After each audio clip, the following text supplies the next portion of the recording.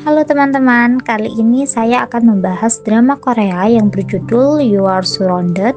Jadi drama ini mengisahkan tentang 4 detektif baru. Jadi 4 detektif muda ini bekerja dalam satu kantor, yaitu di kantor polisi Gangnam.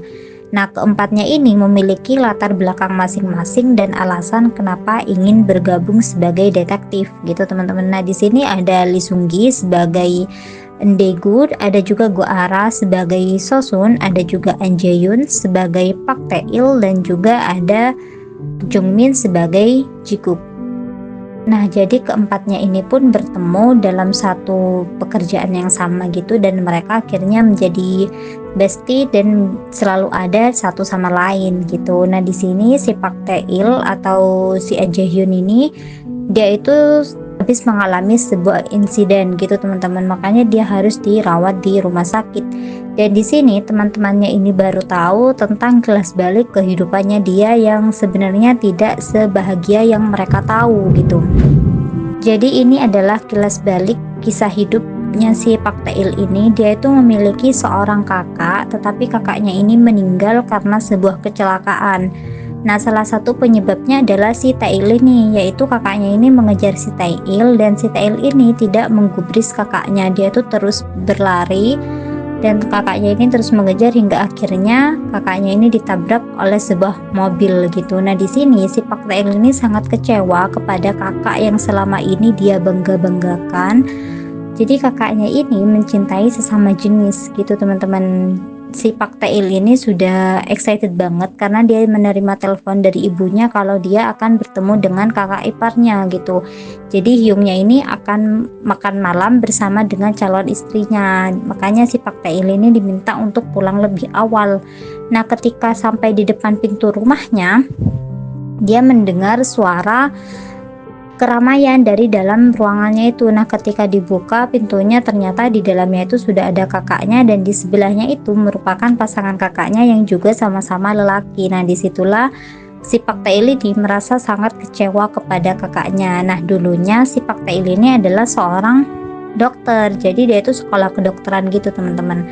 Dia itu sudah sempat magang, tetapi karena kejadian si kakaknya ini, dia akhirnya memutuskan untuk sekolah di kedokteran. Jadi dokter yang merawat si Park Tae-il ini, dia itu adalah ayahnya. Ayahnya itu adalah seorang dokter, dan di sini si ayahnya ini merasa sangat kesal melihat anaknya yang datang ke rumah sakit dalam kondisi yang terluka cukup parah gitu teman-teman. Nah, disinilah akhirnya teman-temannya ini tahu sebenarnya siapa ayahnya si Park Tae-il dan bagaimana kisah hidupnya si Park Tae-il ini gitu teman-teman. Nah, di sini si Park Tae-il ini berusaha untuk mencari tahu siapa orang yang berusaha untuk mencelakai dia gitu. Jadi dia melihat semua berkas-berkas pelaku kejahatan untuk mengingat wajah yang menyerang dia gitu teman-teman. Nah, di sini rekan-rekannya ini sudah menyuruh dia untuk berhenti dan menyuruhnya untuk beristirahat, namun dia tetap kekeh untuk bisa menemukan pelakunya dan menangkapnya dengan segera gitu. Nah, sedangkan teman-temannya ini sangat mengkhawatirkan kondisi kesehatannya si Tae-il karena dia baru saja selesai dioperasi gitu. Di sini rekan-rekannya ini sangat khawatir terhadap kondisinya si Park Tae-il, jadi dia itu baru saja siuman dan dia masih sempat-sempatnya meminta maaf kepada si Daegu ini karena dia menghilangkan liontin milik Daegu gitu teman-teman. Nah, di sini rekan-rekannya ini mengatakan bahwa si Tae-il ini sudah melakukan yang terbaik. Mereka itu semua sangat bangga kepada si Tae-il. Meskipun awalnya si rekan yang satunya, si Jikook ini sempat memarahi Tae-il karena dia merasa Tae-il ini sangat gegabah. Kan bisa aja ketika orang-orang itu datang, si Tae-il ini cukup memberikan liontinnya dan berusaha untuk mengejar si pelakunya itu. Nah, si Tae-il ini tidak perlu melawan dan tidak perlu memprovokasi si penjahatnya itu agar melukai si Tae-il gitu teman-teman.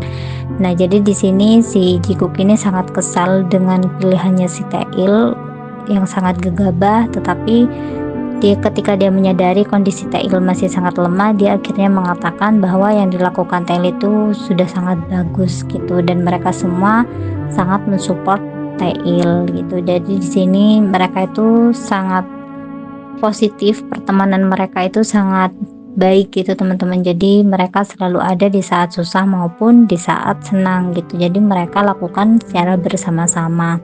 Mereka di sini dengan setia menunggu Tail sampai Tail bisa siuman. Nah, di sisi lain si Daegu di sini sangat merasa bersalah kepada si Tail karena untuk melindungi liontin miliknya, si Tail ini sampai terluka cukup parah. Nah, jadi ini ketika si Tail ini masih dalam proses pengobatan, mereka nggak tahu Tail ini bisa diselamatkan atau enggak, makanya di sini mereka sangat khawatir.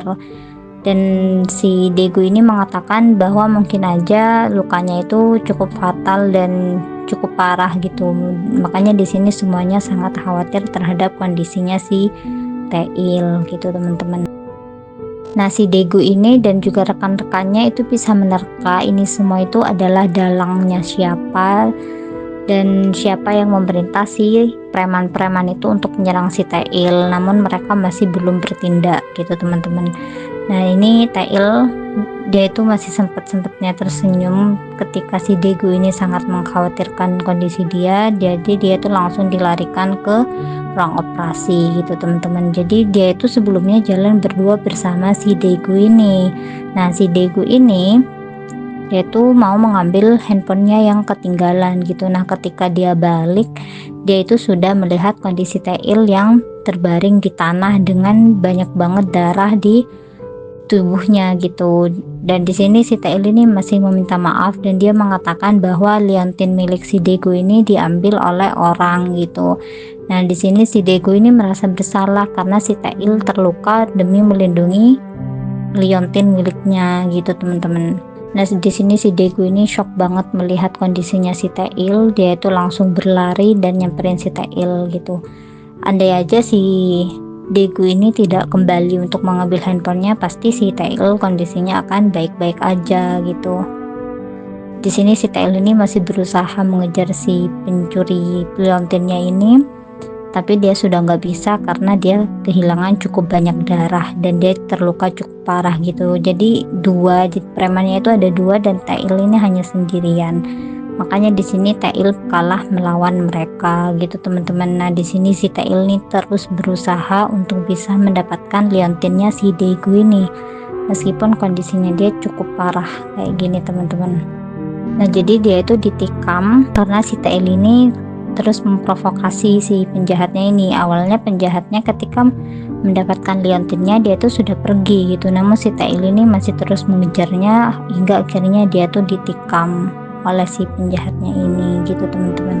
Nah, jadi di sini si Tail ini masih terus berjuang melawan para penjahatnya ini meskipun di sini dia jelas sudah kalah gitu. Oke teman-teman, mungkin segitu dulu dari aku. Terima kasih banyak. Bye bye.